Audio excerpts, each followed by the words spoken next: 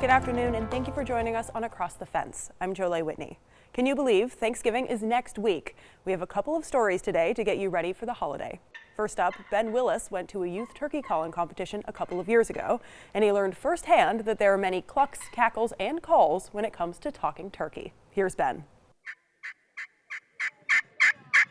The clucks, yelps, and purrs of turkey callers filled the air at Kehoe Conservation Camp in Castleton as contestants eagerly awaited the start of the Bart Jacob Memorial Youth Turkey Calling Contest. We're going to start out with Division 3, which are the 11 to 13-year-olds. This competition started in Paulet, Vermont by Bart Jacobs. He was a local turkey call maker, and he was really interested in making sure youth had the opportunity to get involved with turkey hunting and calling. And your locator call. The event features a range of age groups, attracting both novice callers and more experienced veterans.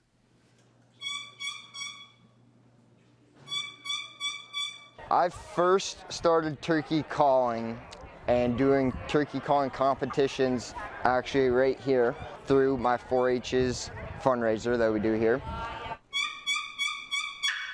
One thing led to another and just got more and more into it. Kept going. I think I've been going for 5 years now, going to nationals every year. And yeah, we're just still going. I was eager for a chance to test my own skills, so I asked the defending champ to take me through his kit of turkey calls. These are going to be your mouth calls. These are your pot calls. And then these are your box calls. Can you show me how to use one of these? Can I try one out? Yeah, absolutely. You can use that one while I use this. All right, so what do you do? Main points are these are actually designed to hold it here so you're not muffling the vibration up here. So I just hold it here, hold it flat, and all you really do is just move it across. Look at that. And if you want to cluck, you just kind of flick it. Okay. Yep.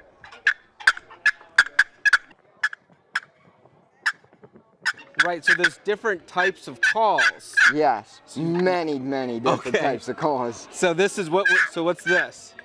That's nothing. That's an attempt to a yelp. Attempt at a yelp, and then you said that's a cluck. Yep.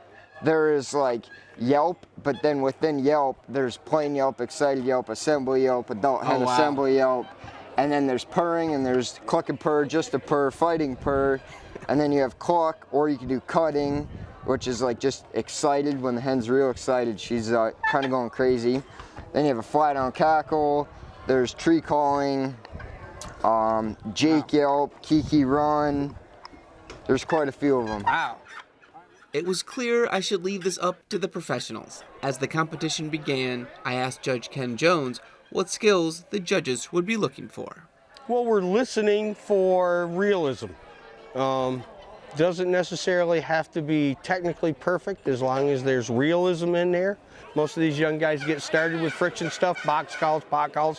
Those are considered friction. Anything that uses friction to create the sound would be considered a friction call. This would be an air call. Back in the days of the Native Americans, they used the wing bone of the actual wild turkey to make a call, a suction type call. But I'll just do a little demonstration on this mouth call.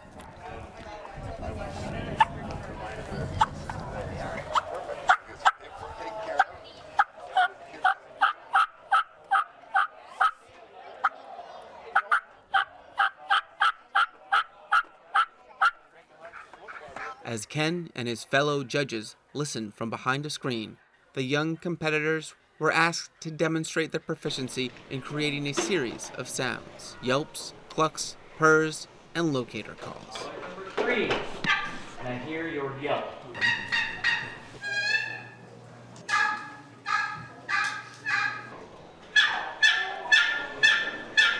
Hear your cluck.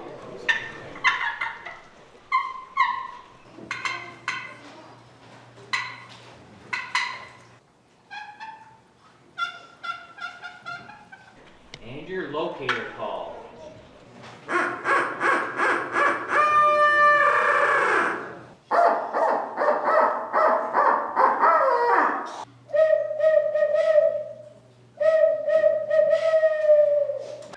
just getting them to try it, getting them to make some noise on the call and see how easy it can be. And then, if they're interested, take these skills that they're learning today out into the field and actually call a real turkey in. Throughout the day, excitement was in the air as turkey callers of all ages demonstrated their skills. But as the day drew to a close, the judges tallied their scores, and winners were announced. And first place, Colby Butler. For those interested in the art of turkey calling, but not hunting itself, Colby Butler explains that one does not need to be a turkey hunter to be a turkey caller. I turkey hunt quite a bit. I actually have 2 Grand Slams in a single year. But as far as like turkey calling when turkey hunting, big difference than the competitive turkey calling.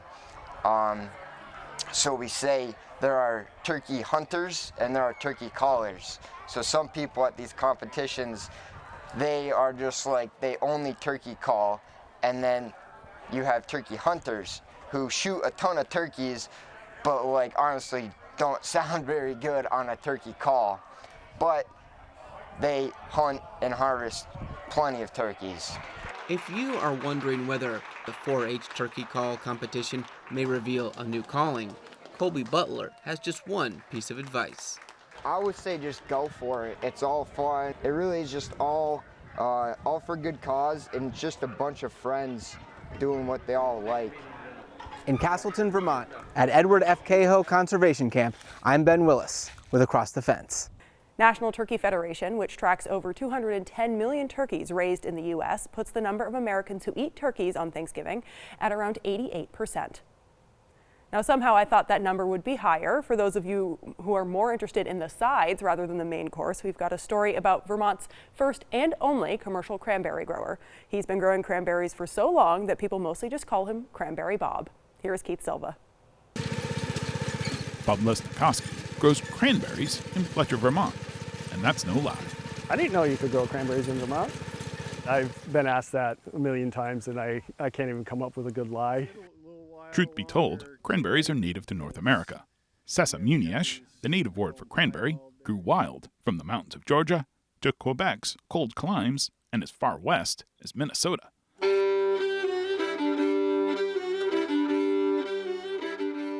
It wasn't until the early 1800s that cranberries began to be cultivated in bogs, starting on Cape Cod.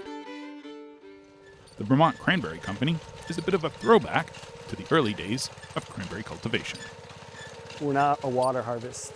Most cranberries are harvested using water as a medium to convey the fruit. Cranberries are how they float. You flood a bed, you knock them off the vine, you get them into a truck. Very easy, 100% of the fruit's harvested quite quickly.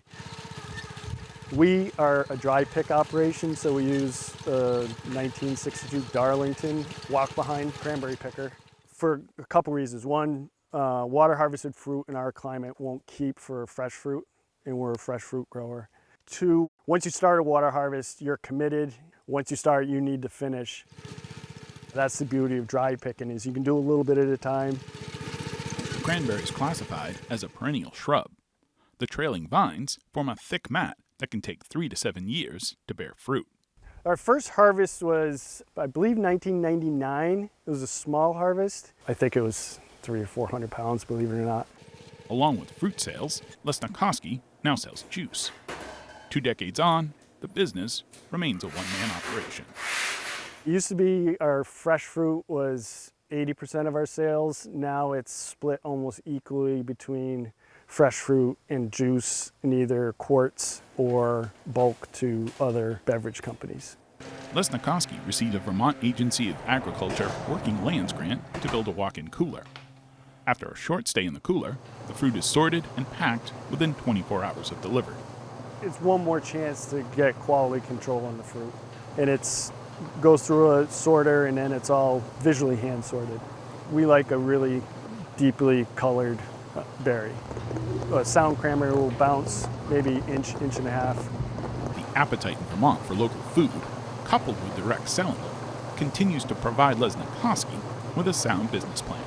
We made the choice to sort of ignore what the commodity market was doing, price it fairly, and market it locally. At that time, that was really the start of the local food movement, and we immediately got very good support from a lot of different customers, so we've been able to continue doing it. We're making a cranberry honey demi-glace, and we're serving that with a seared duck breast. Doug Payne is the head chef at Hotel Vermont in Burlington. To us, it's really important to use fresh local ingredients whenever possible. The color is brighter, they're much firmer.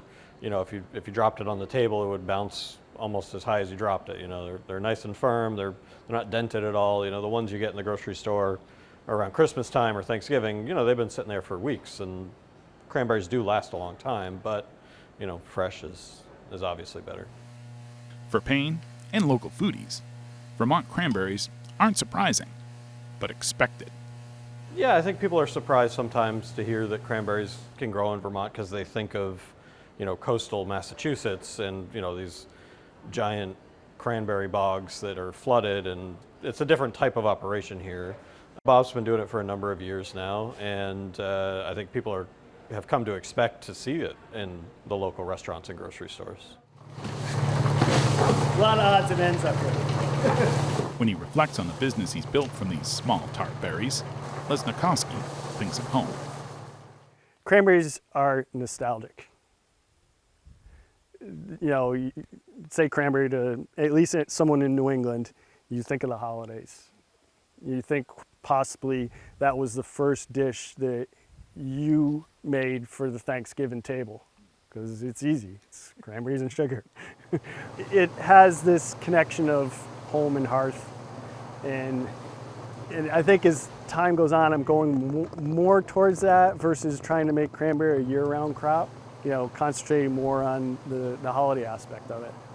A perennial crop that returns every year for the holidays.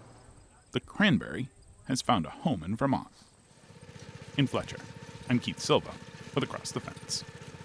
That takes care of our program for today. I want to thank everyone who works behind the scenes here at WCAX who makes our program possible. I'm Jolie Whitney. This is Across the Fence. Have a good one.